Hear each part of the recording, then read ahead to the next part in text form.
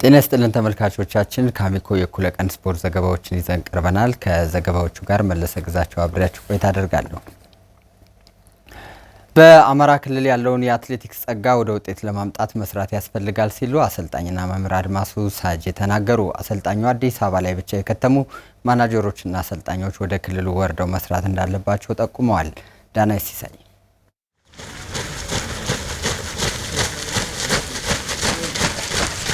በኢትዮጵያ አትሌቲክስ ውጤታማነት የበኩላቸውን አስተዋጽኦ ካደረጉ ክልሎች መካከል የአማራ ክልል አንዱ ነው። ክልሉ ለአትሌቲክስ መልክዓ ምድሩ ምቹ መሆኑ ደግሞ ለአትሌቶች እድገት አበርክቶ ጎልቷል።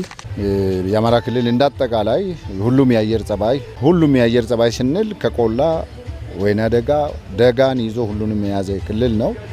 እንግዲህ እንደየአካባቢው አትሌቶችን በጣም ትልቅ የእምቅ ፖቴንሻል ኤሪያ ስለሆነ ብዙ አትሌቶችን ማውጣት የሚቻልበት ነው። ከድሮ አትሌቶች እስካሁን ድረስ ካሉ ወጣት ታዳጊ አትሌቶችም ያሰለጠኑት አሰልጣኝ አድማሱ ሳጂ አማራ ክልል ለአትሌቲክሱ በተለያዩ ጊዜያት ውጤታማ አትሌቶችን ማበርከት የቻለ ነው ብለዋል።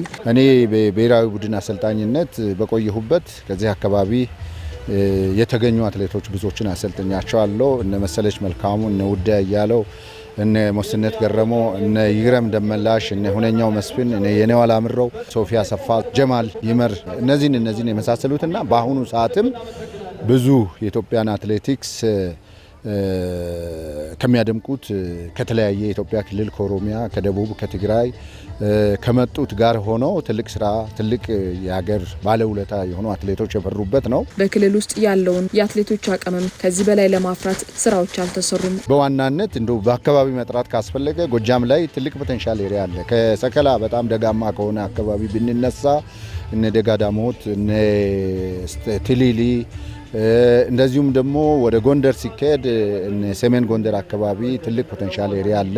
ሰሜን ሸዋ ላይ ቢከድ ደብረ ብርሃንን ይዞ መንዝን ይዞ ትልቅ አትሌቶች የሚፈሩበት አካባቢ ነው። ወሎ ላይ ሲከድ ተንታ ኢቭን በደሴ ዙሪያ ቦሩ ሜዳ አካባቢ ሁሉም የአትሌቲክስ ፖቴንሻል ኤሪያዎች ናቸው ብዬ ነው ማስበውና የተቀናጀ አሰራር ካለ ከዚህ ቀደም ከምናውቃቸው አትሌቶች ባልተናነሰ እንዲያውም የተሻለ ስራ ከተሰራ ከዚህም በተሻለ ሁኔታ አትሌቶችን ከአማራ ክልል በአትሌቲክስ ዘርፍ በሁሉም የአትሌቲክስ ዘርፍ ማለት ይቻላል በውሮራ፣ በዝላይ፣ በአጭር ርቀት፣ በመካከለኛ፣ በረጅም ርቀት ማፍራት ይቻላል። በጅምሩ ልክ መቀጠል አለመቻሉ ደግሞ ትልቁ ክፍተት ነው። ይህንን ለማድረግና ወደ አዲስ አበባ የሚደረገውን የአትሌቶች ፍልሰት ለመከላከልም የአትሌት ማናጀሮችና አሰልጣኞች ወደ አማራ ክልል በመግባት ያልተነካውን እምቅ የአትሌቲክስ ሀብት ላይ መስራት አለባቸውም ብለዋል አሰልጣኝ አድማሱ ሳጂ። በአሁኑ ሰዓት ደግሞ ባለው ነባራዊ ሁኔታ ሁሉንም ነገር አዲስ አበባ ላይ ብቻ ሰፍሮም በመስራት ውጤታማ የማይኮንበት ሁኔታዎች እየታዩ ነው ያሉት። ምክንያቱም ከተማ እያደገና እየሰፋ ሲሄድ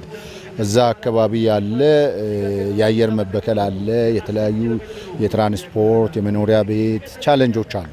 እነዚህን በመቀነስና የበለጠ ደግሞ ከምንም በላይ ለአትሌቶች ጤናማ የሆነ ዝግጅት ወደ ክልሎች ማናጀሮች ተንቀሳቅሰው በተረጋጋ ሁኔታ ካምፕ መስርተው አትሌቶችን በማዘጋጀት ለዓለም አቀፍ ውድድር ቢወስዷቸው የበለጠ ውጤታማ እንደሚሆኑ የተለያዩ ሀገሮች ተሞክሮች እያሳዩ ነው። በቀጣይ የውድድር ዓመት የኢትዮጵያ ፕሪሚየር ሊግ ጨዋታዎች በባህር ዳር ከተማ ስለሚካሄዱበት ሁኔታ የከተማ አስተዳደሩና ሊግ ካምፓኒው ምክክር አደረጉ። የኢትዮጵያ ፕሪሚየር ሊግ በአዲስ መልክ መካሄድ ከጀመረበት ጊዜ አንስቶ የሊጉን ውድድር በጥሩ ሁኔታ በማዘጋጀት የምትታወቀው ባህር ዳር ከተማ ባለፉት 3 ዓመታት ውድድሩን አላስተናገደችም። ስቴዲየሙ የፊፋና ካፍ መስፈርት የሚያሟላ ስቴዲየም ለማድረግ በሚካሄደው ግንባታ ምክንያት ያለፉት 3 ዓመታት የሊግ ውድድሮች አልተካሄዱም። አሁን መስፈርቱን ለማሟላት ወደ መጨረሻ ምዕራፍ እየደረሰ እንደሆነ በሚገለጸው የባህር ዳር ዓለም አቀፍ ስቴዲየም የ2019 የኢትዮጵያ ፕሪሚየር ሊግ የውድድር ዘመን ዳግም ወደ ማስተናገድ በምትመለስበት ዙሪያ ለመወሰን ትናንት የመስክ ጉብኝትና የሁለትዮሽ ውይይት ተደርጓል። በውይይቱ የባህር ዳር ከተማና የሊጉ አክሲዮን ማህበር አመራሮችም ተወያይተዋል። የባህር ዳር ከተማ ተቀዳሚ ምክትል ከንቲባ አቶ ጎሹ እንዳላማው የኢትዮጵያ ፕሪሚየር ሊግ አክሲዮን ማህበር የቦርድ ሰብሳቢ መቶ አለቃ ፈቃደ ማሞና ስራ አስኪያጁ አቶ ክፍሌ ሰይፈን ጨምሮ ሌሎች የሚመለከታቸው አካላት በተገኙበት ዓለም አቀፍ ስቴዲየሙን ጨምሮ በባህር ዳር ዩኒቨርሲቲ 3 ካምፓሶች ያሉት የልምምድና የውድድር ሜዳዎችንም ተዟዙረው ጎብኝተዋል። የባህር ዳር ከተማ ከንቲባ ጎሹ እንዳለማው ባህር ዳር የ2019 የኢትዮጵያ ፕሪሚየር ሊግ ጨዋታን ማካሄድ የሚያስችል ብቁ ቁመና ላይ እንደምትገኝም ገልጸው ውድድሩ ወደ ባህር ዳር በሚመጣበት ዙሪያ ከአክሲዮን ማህበሩ ከፍተኛ አመራሮች የመስክ ጉብኝትና የሁለትዮሽ ውይይትም አድርገው አጠናቀዋል።